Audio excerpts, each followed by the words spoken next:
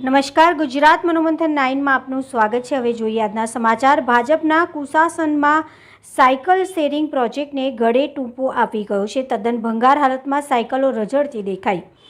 ભાજપ શાસકો કોઈપણ નવો પ્રોજેક્ટ શરૂ કરે ત્યારે તેનો પ્રચાર એવો જોરશોરથી કરે છે કે જાણે ભાજપનું શાસન એટલે પ્રજાની લીલા લહેર હોય, પરંતુ જેમ જેમ એ પ્રોજેક્ટ જૂનો થતો જાય તેમ તેમ એ પ્રોજેક્ટ પાછળ ખર્ચેલા લાખો કરોડો રૂપિયા જાણે ધૂળધાણી થતા જોવા મળે છે।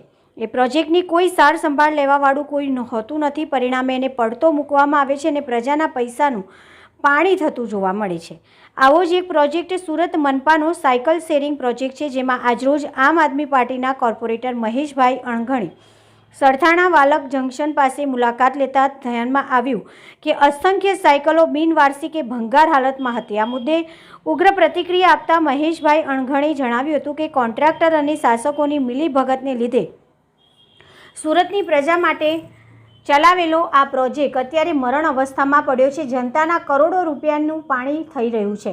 કોન્ટ્રાક્ટરે કમલમાં કમિશનર આપી દીધું હશે એટલે ભાજપ શાસકોને પણ હવે આમાં રસ નથી દેખાતો।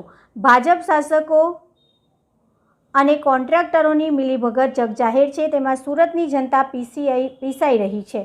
ખરેખર જો ભાજપ શાસકોને પ્રજાની સુખાકારીની પડી હશે તો સાયકલોની આવી દશા ના હોત। નમસ્કાર, હું મહેશભાઈ અણઘણ, કોર્પોરેટર સુરત મહાનગરપાલિકા આમ આદમી પાર્ટી।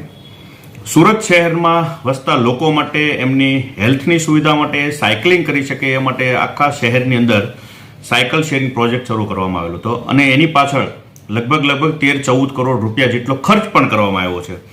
ત્યારબાદ આજ સુધીની અંદર જે અલગ અલગ જગ્યાઓ પર આપણે જોઈએ તો સાયકલોની પરિસ્થિતિ કેટલી ભયંકર ખરાબ છે।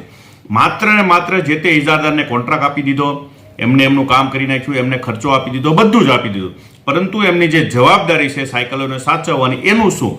ઇજારદારના પૈસા ચૂકવાઈ જાય, ઇજારદારે ભારતીય જનતા પાર્ટીના કમલમ સુધી કાર્યાલય સુધી એના કમિશનો પહોંચાડી દીધા, કાર્યાલયો બની ગયા, બધાનું બધું થઈ ગયું, પબ્લિકનું શું? આજે જે આ સાયકલો દેખાય છે એ સાયકલોની હાલત શું? આ પરિણામ છે કે ભારતીય જનતા પાર્ટીના જે શાસકો ખોટું બોલી સુશાસનની વાતો કરે છે, આ સાયકલ પ્રોજેક્ટ ઉપરથી દેખાય છે કે ક્યાંય નીતિમત્તા ભારતીય જનતા પાર્ટીના લોકોમાં રહી નથી। માત્ર ને માત્ર દુશાસન જેવું શાસન આજે શહેરની અંદર ચલાવી રહ્યા છે અને ખોટી વાહવાહી કરી રહ્યા છે। તાત્કાલિક ધોરણે આ માટે જવાબદાર જે તે એજન્સી છે એના અત્યાર સુધીમાં જેટલા ભોપાળાઓ આવ્યા છે એ બાબતે તપાસ કરવા માટે કહ્યું છે, પરંતુ તપાસના નામે મીંડું થયું છે। એ ઇજારદાર આજે છટકી ગયો છે।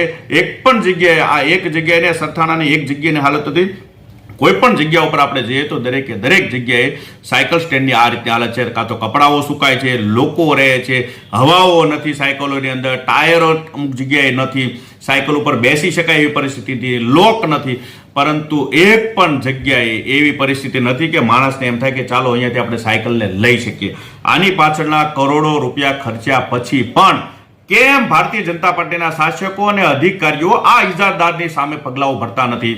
આ ઇજારદાર કોનો જમાય છે? ભાજપના કયા નેતાઓના જમાયો છે કે એમના સગાવાલા છે કે એમના દીકરાઓ છે? શા માટે સિસ્ટમ એની વિરુદ્ધ પગલાં નથી ભરતી? માત્ર ને માત્ર કમિશન પહોંચાડી દીધું એટલે લોકોને આવા ઇજારદારોને છૂટો દોર આ સરકાર આપી રહી છે, જે માટે તાત્કાલિક ધોરણે આમને વિરુદ્ધમાં સખતમાં સખત પગલાઓ ભરવામાં આવે એ મારી મ્યુનિસિપલ કમિશનરશ્રીને રજૂઆત છે।